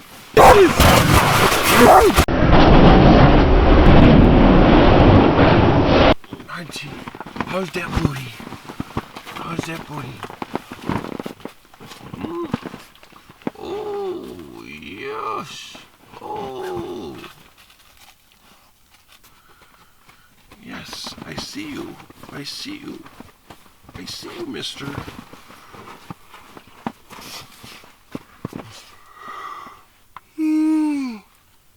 Well, I slept pretty good last night. Oh, Burger's going crazy. I did pretty good. I pretty much had to put wood in the fire every hour. There was one point, I think at 5 in the morning, where I let it go a little too long, and it's chilly in here. It's quite chilly. I think it got down to like 20 in here, 20, 25. It got pretty cold, and there was just like, there was still enough coals to get it going quick, and then I'm glad I had that kindling. But it definitely got chilly. And then I decided that that would be a good time to go check the temperature, and it was freezing out there. It didn't go as cold as I thought. It looked like it didn't move much. Maybe -7 at the most. I don't think it dropped any more than that. -6, -7.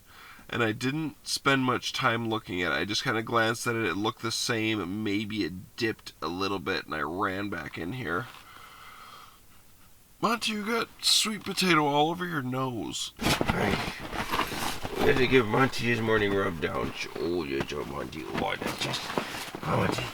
Accept it. Ruger, come over here. You'll be fine. Come on. Over here. Lay down. Lay down for just a second. Lay down for just a second. All right. Double doggy rub down. Double doggy rub down. Oh, yes. Double doggy rub down. Oh, oh, oh, oh, oh, oh, oh. Oh, no, no, no, no. Oh, no, no, no, no, no. Oh, no, no, no, no. Okay. Alright, we're gonna let these guys go potty, and I'm gonna not go out there. Go ahead, Monty. Okay. I didn't bring out breakfast, and that was actually a mistake. So, I think I was talking last video about how I don't ever make breakfast, and, or I do make breakfast sometimes. I do like to make breakfast in the hot tent. We're only doing one night tonight, so I should have brought some breakfast and coffee. But I didn't. And I didn't even think about it. Oh, well. What do you boys think that we pack up a little bit in here? We put on your bluties and your orangies. And then we go outside and do some stuff out there and, you know, things. Okay? Is that what you guys think? You think that's a good idea? Do you think that's a good idea? Okay, so what we're going to do, since I ain't got no breakfast, and it would have been a good idea, but, you know, sometimes I don't make the best decisions, and you just, you know, you live with them. That's just what happens. I can't change it. I mean, if I really wanted to, I could eat this bottle of berry assorted Tums for breakfast, but that doesn't sound good. Maybe boil it in some water. Got some dog food. I do got my leftover pasta, but I always take my leftovers home to Funk, and she likes to take a taste, and if she doesn't, I eat them. So I could eat those right now. Could eat those right now.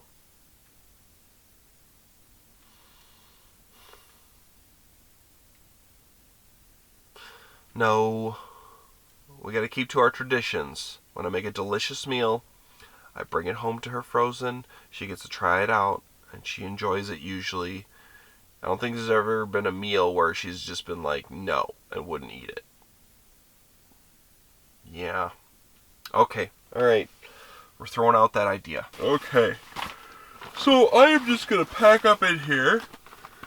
We're going to stay warm. I'm going to take my time.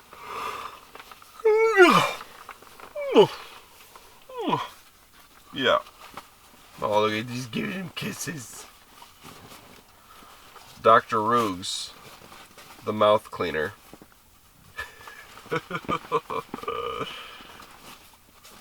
Mom is like, stop it. Don't do that, you're embarrassing.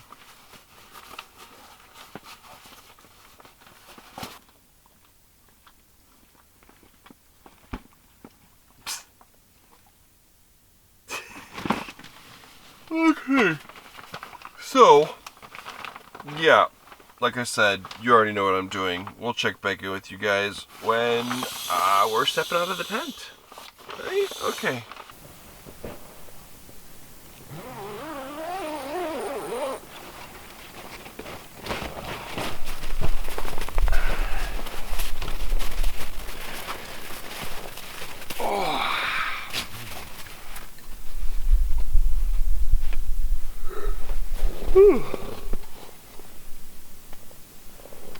Hey guys, it's still here. Oh, bouncy bunny. Hey, don't you do that, bouncy bunny. You can attack him, but don't attack me. Don't bounce at me. I know you like to bounce. Good boys, it's still here. It's all here. It's still the woods. Oh! Echo!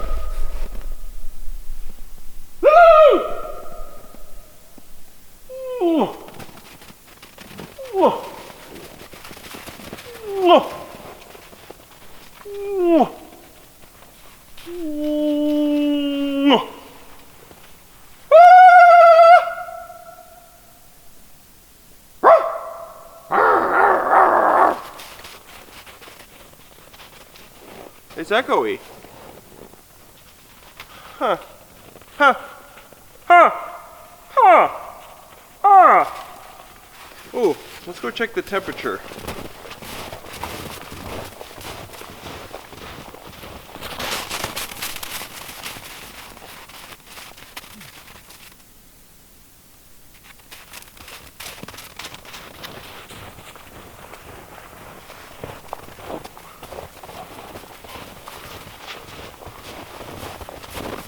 Okay, it is currently 10 degrees Fahrenheit or negative 13, 14 Celsius. Definitely quite a big difference from last night. It's warmed up a little bit. It's still, you know, 10 degrees. It's still chilly, but not as cold as it was last night. Roogs, don't chew any more sticks. Hey, stop it. Just stop it. Where's your stick? Alright. Monty's off doing his thing. He doesn't even notice.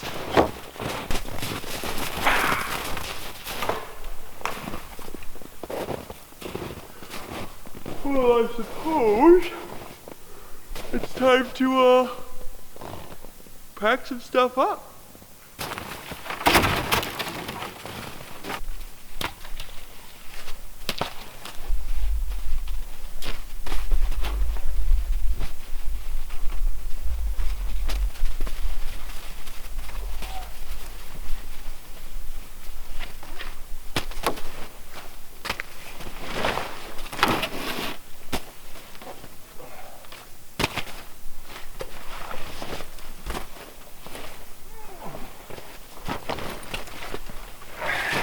Yeah. Oh, hey. This sun. This sun.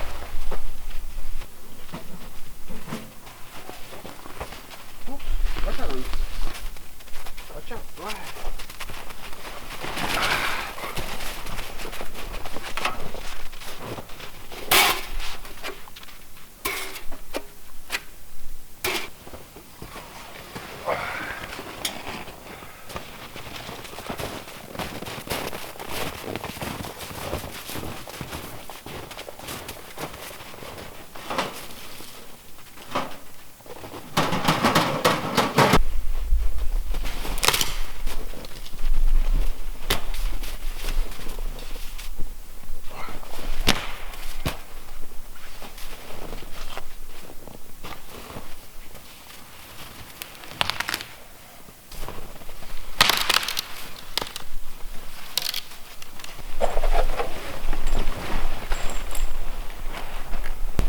Now when I use these metal spikes, I'm extra careful because I learned my lesson when I'm pulling all these stakes in the ground out, because the first night on my week-long Montana trip with Jake and Dan, the first night it was below -10 in the morning. It was something below that. It was really cold and the stakes froze to the ground and I unintelligently pulled on the tent, just grabbed on the tent to try to get the stakes out, and it ripped the material, the little thing. It didn't fully rip off, but I definitely got to get it re-sewed. But now I just kind of take the back of my axe and I'll hit them and make sure they're going to come up without just pulling on the stitching.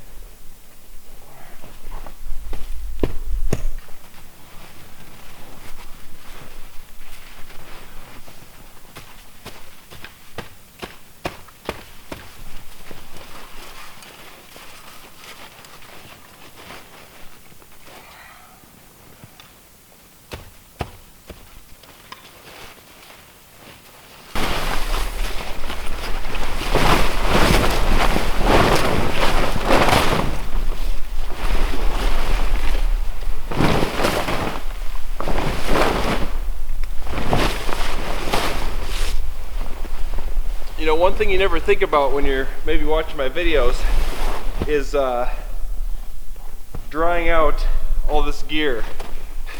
It makes quite the mess. I usually do it in my garage, and we just put a ceiling in there, and now I'm going to put some eye hooks so I can dangle my gear. But right now I don't have anything to hang it up on the ceiling with, so the whole garage floor is covered with just crap and dripping wet stuff. Like all the snow on here, even though I shook it off really good, if I were to just leave it rolled up and not dry it out when I get home, it'd get all moldy. And I had it happen to a sleeping pad once. Just a little bit of moisture, thought it was dry, and I rolled it up, put it away. A month later I took it out to use it, just spotted with mold and stinky. Gross. So I learned my lesson, and now I make sure to completely dry out my gear.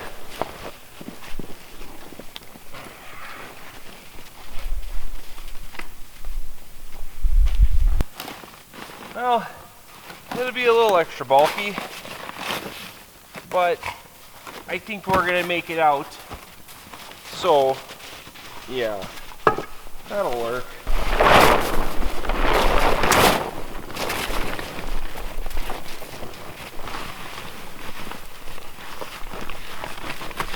See, then with all my loose stuff in the front, I lift it up and I just tuck the tarp all the way under it so that it really has no way of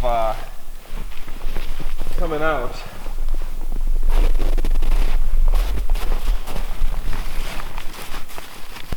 And then I usually keep all my loose stuff at the front, and one other thing I do that you may or may not have picked up on is I take my sled and I put it like this so that when I tighten it down, it kind of pushes that stuff back and holds it in place. So even though it's loose, it's got the burrito tuck underneath it, and my sled's being pulled, or the shovel's being pulled against it, so it's kind of stuck there.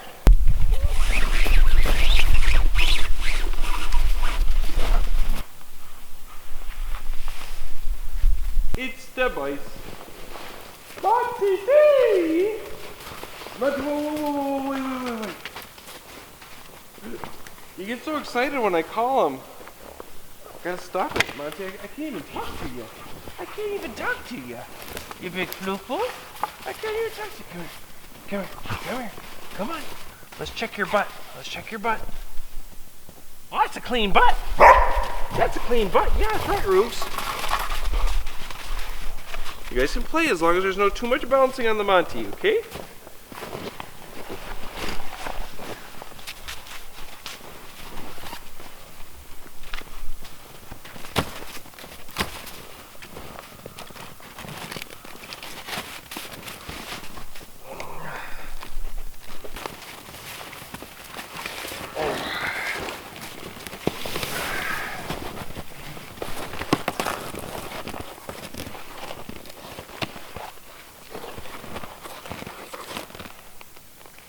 Okay, and I think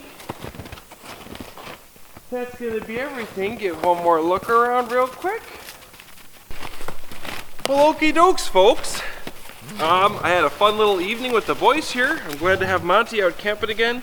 He is not limping currently, as you can see, Monty. That's a good thing. Hey, everybody simmer down. And that is a good sign. That is a very good sign. That means maybe he's over it. I don't know. I'm going to keep taking him out camping. We'll go further and further, and as long as he's following me in the packed trail, and I know no stick throwing and no bouncy bunny, he should be good to go. I'm hoping that this is, yeah, I'm hoping he's over it. We're not going to do any sleeping pad battles or anything that makes him bounce like crazy on that front shoulder for months. I want this to be completely healed, but I do think that the moving around is helping.